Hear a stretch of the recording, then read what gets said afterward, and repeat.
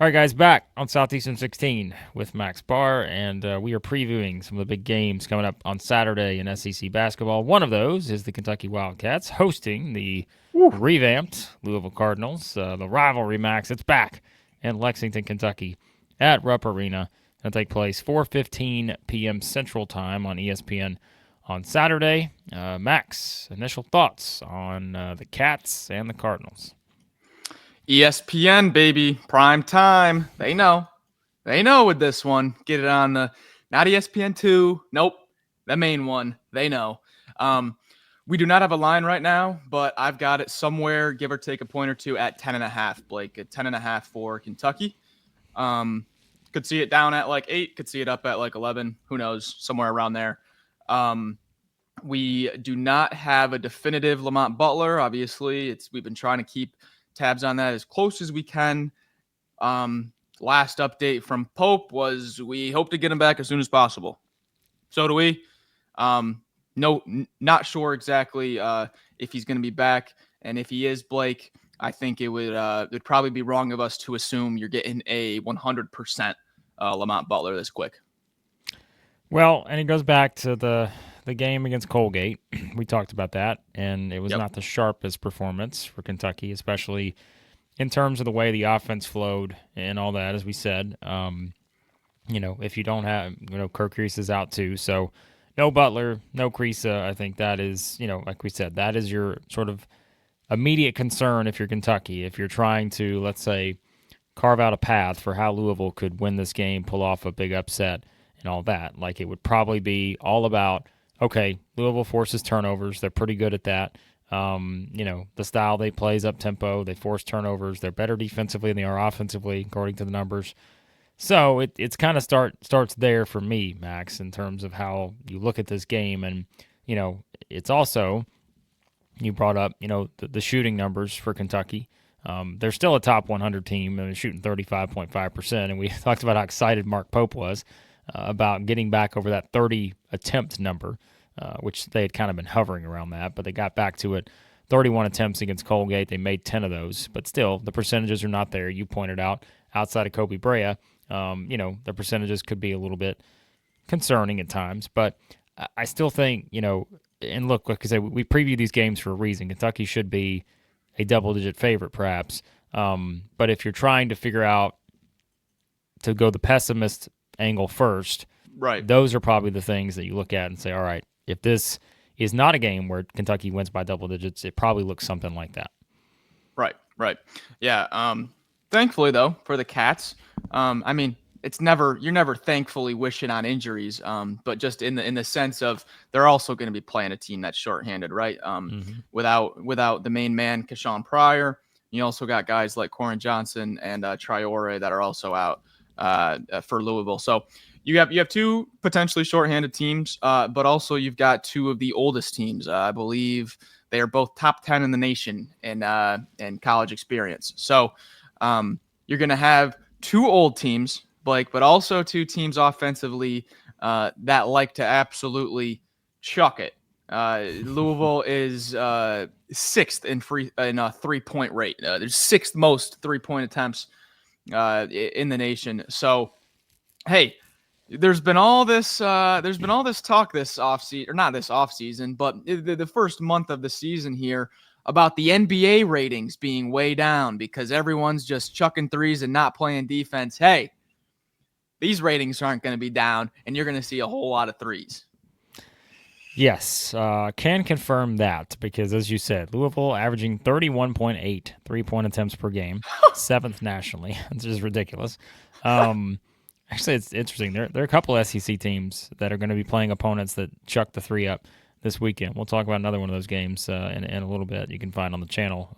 But then you got Kentucky sitting there at 38th, tied for 38th nationally, 28.7 3-point attempts per game. So, yes, and I think that's where, in a game like this, that's where the variance of, okay, who's hitting threes, all of a sudden you can have a game swing dramatically in one direction or the other when you do have two teams like this that are going to shoot as many threes as they are. Like I said, though, I think the difference so far is that Kentucky is still shooting 35.5%. Louisville is shooting 27% from three, Ooh. Max, which is that to me is one of those things where it's like, all right, they're shooting that many threes, but they're only shooting 27%, which if you're like, where does that rank nationally? 341st in the country.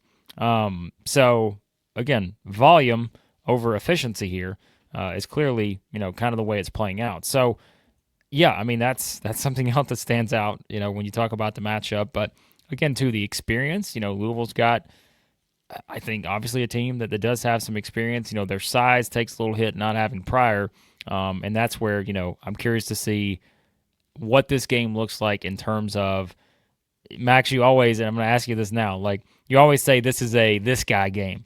Like whose game is this? Is it one of the big guys? Is it one of the guards? I tend to wonder, is this sort of a big guy type game where you get an Amari Williams or an Andrew Carr type game, something like that. I'm curious your pick on this one.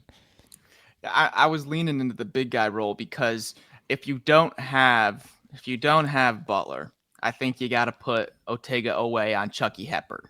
And I think that soaks up a lot of Owe's energy because Hepburn, they pretty much do everything through him now with all those injuries. So offensively, that leaves some space for the big guys. Maybe why not a Brandon Garrison? Maybe you get a few threes to drop at home. They they'll pick and pop, kick it back out to Garrison. He hesitates for a second.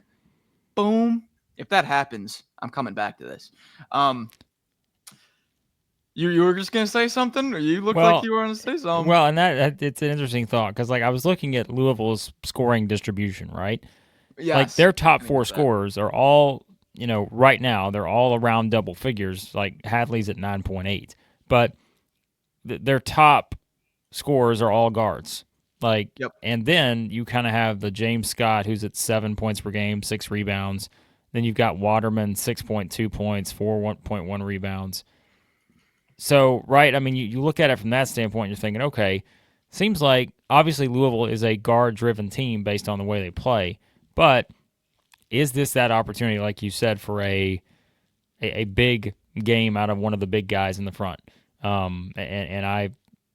Maybe it is, and maybe you look at the depth for Kentucky and kind of the rotations they played with those bigger guys and wonder if that's kind of the thing that maybe pushes them, ahead in a game like this, knowing that they are guys who can step out, do things like Carr can and all that. So I'm curious, but you know what, Max? If you're confident that the Kentucky big guys are going to come through, you can go ahead and just place your bet on the Cats getting a big win over the rival Louisville Cardinals in Rupp Arena on Saturday, and you can do it with our friends at BetOnline, the world's most trusted betting platform and your number one source for online betting from the earliest odds to in-game live betting.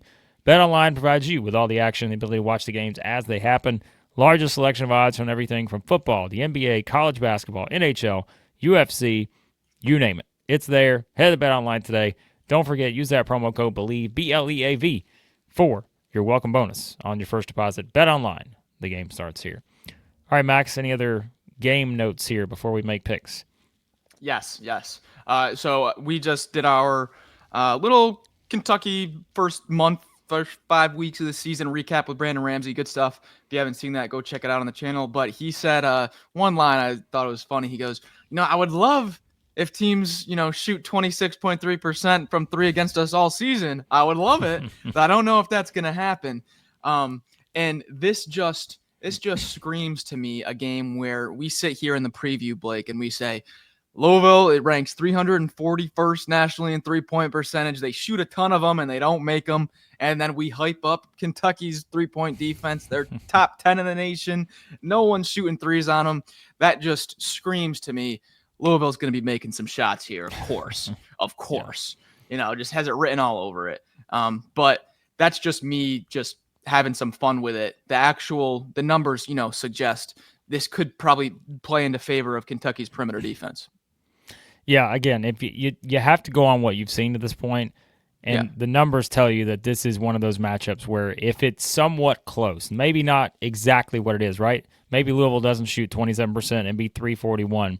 Maybe Kentucky's not allowing 26.3 and being 7th in the country in that category. But if it's somewhere in that range where it's, even if you meet in the middle, it's still advantage Kentucky probably, based on how wide that gap is. So I think from that standpoint, that's all you have to go on. And I think as we start to look at, okay, we're going to make a pick for this game, we do this and we're like, hey, we don't know how the game's going to go. But those are the kind of things you're looking at and saying, all right, that's a very clear on paper advantage for Kentucky.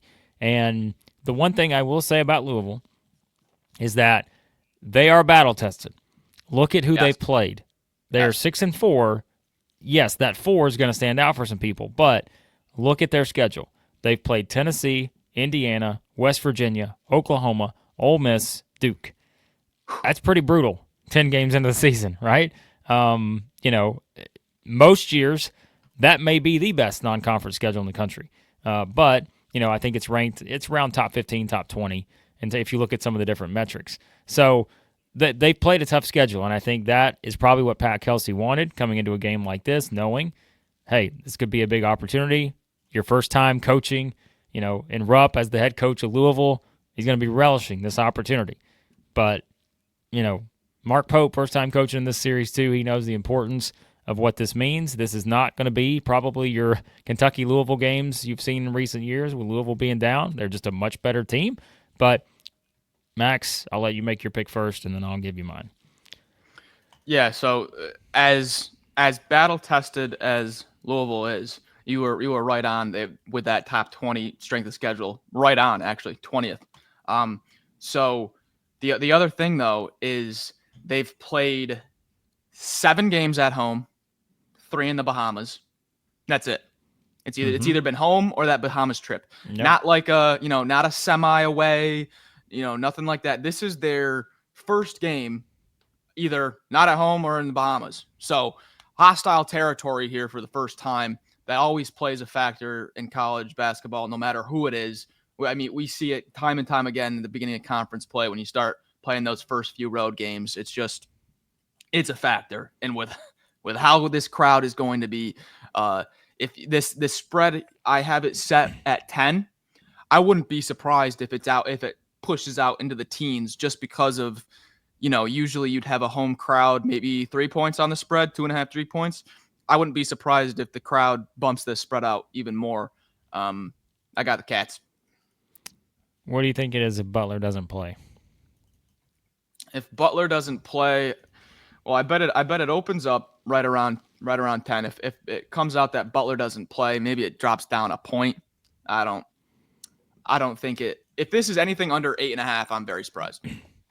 That's my only hesitation here, to be honest with you. It's just the unknowns if Butler plays or doesn't play. You may know by the time you're watching this, so you can make your decision for yourself based on what we've talked about. But yeah, Max, I made a promise to Kentucky fans that we would not put the Southeastern 16 kiss of death on them. But I think, Max, technically, wasn't that the 3-man Southeastern 16 kiss of death? Yes. So therefore, because it's only you and I, Chris is not on this particular video, I think I can then pick Kentucky and not have Kentucky fans think about the Southeastern 16 kiss of death. But if it happens, then we have to really start to consider, is this thing infiltrating just the 2-man videos at this point? So something to consider. Butler is a major piece, not offensively, but because of Chucky Hepburn defensively. Yeah. That's a major piece. I can definitely see if Butler's out and Hepburn, I don't know, maybe gets a few and ones early, and maybe there's someone in foul trouble that can definitely play a role. So yeah. No, give me Kentucky in this one. If Butler's out, it could be, like we said, it needs to look better than it did against Colgate in terms of just the smoothness of the offense. But we'll see how it goes. Should be a good game. Should be a fun one, and I think that's what both fan bases have been wanting in terms of kind of rejuvenated here. Both are this season. So, of course, we'll have it covered here. We are going to do a live reaction show talking about all the big SEC games on Saturday. My guess is we will probably do something closer around the time this game ends, maybe a little bit after that. Subscribe, turn your notifications on. We will be talking about this game on Saturday and all the other SEC action as well. So we appreciate you guys watching, as always, here at Southeastern 16. Check out everything else we do, SEC basketball, every single day here. Check it out. Again, thanks for watching. We'll talk to you soon at Southeastern 16.